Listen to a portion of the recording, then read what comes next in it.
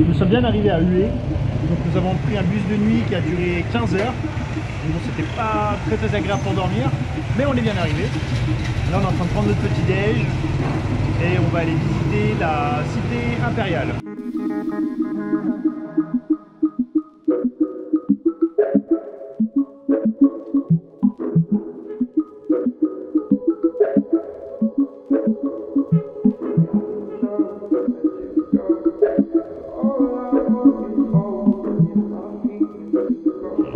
Alors ici nous sommes à Hue, donc c'était la capitale des empereurs Nguyen, donc c'était une cité impériale. Et à l'intérieur de cette ville, il y avait ce qu'ils appellent la cité pourpre interdite et la cité impériale. Donc c'est ce que nous allons visiter aujourd'hui. C'est une des seules cités impériales vietnamiennes qui subsistent, parce qu'avec les guerres, la majorité a été détruite.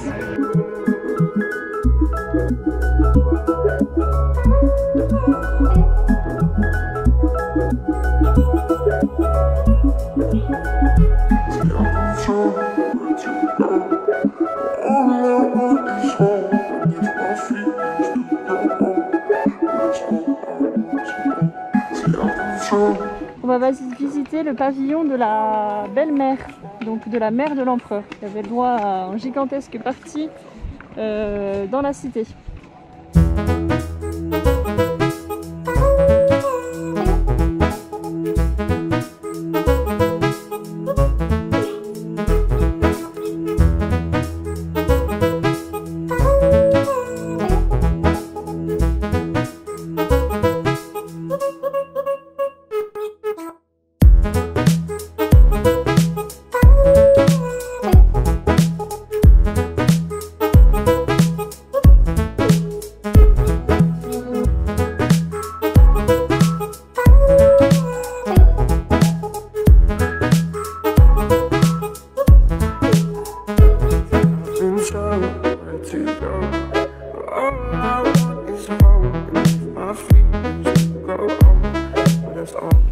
Donc ici on est au cœur de la cité pourpre interdite.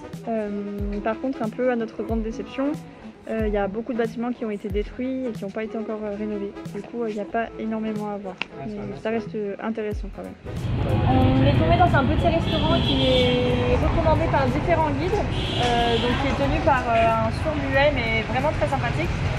Et du coup on a plein de bonnes choses à manger. Donc voilà, des rouleaux de printemps à faire soi-même, des omelettes de riz.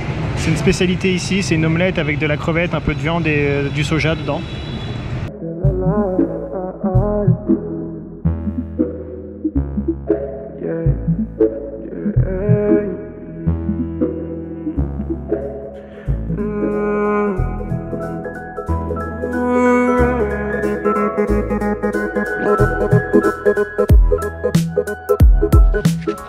Aujourd'hui, nous consacrons notre journée à la visite des tombeaux des empereurs Nguyen.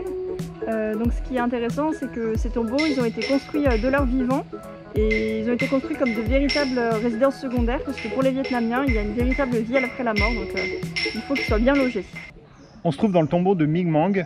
À savoir, il est connu parce qu'il avait 30 femmes, 142 enfants et 300 concubines. Donc a priori, il a été usé prématurément. C'est beaucoup pour un seul homme. Donc pour la petite histoire, ils ont fait des grandes marches, bien hautes, pour qu'on puisse prendre le temps de réfléchir à ce qu'on va dire au roi. Bon alors du coup on est en pleine réflexion, là on sait pas trop ce qu'on va lui dire. Peut-être que 300 c'était un peu trop.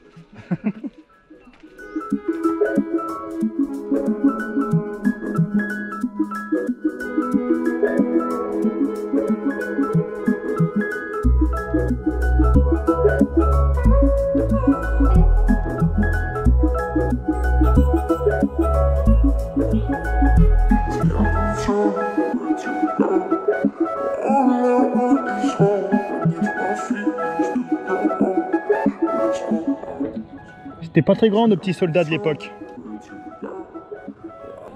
Alors derrière nous se trouve le tombeau de l'empereur. On n'y a pas accès parce que bon, c'était quand même un empereur.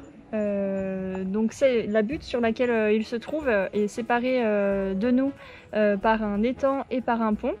Donc on peut traverser le pont et pour les Vietnamiens, ce pont il représente en fait le passage entre le monde des vivants, donc là où on est, et le monde des morts, là où se trouve l'empereur. On préfère rester du côté des vivants.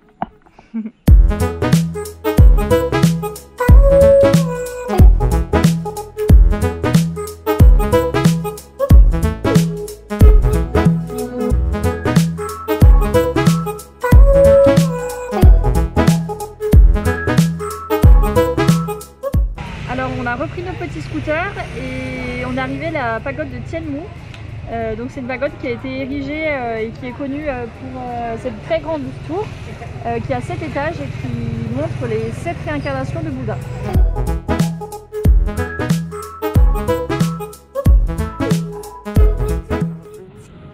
Ça c'est Cyril.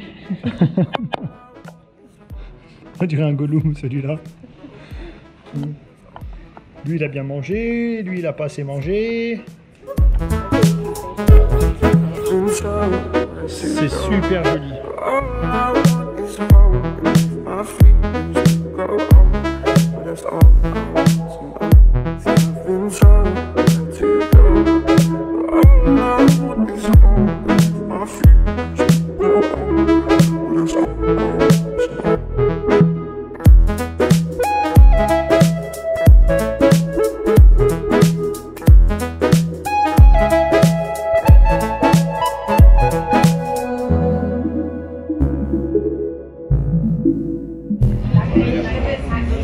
Alors ce que j'ai dans mon assiette, c'est une crevette entourée de pâtes de riz.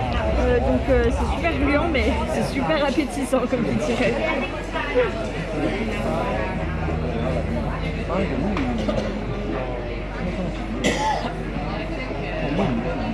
On le trempe. Petit tuto. On le trempe bien et on le croque.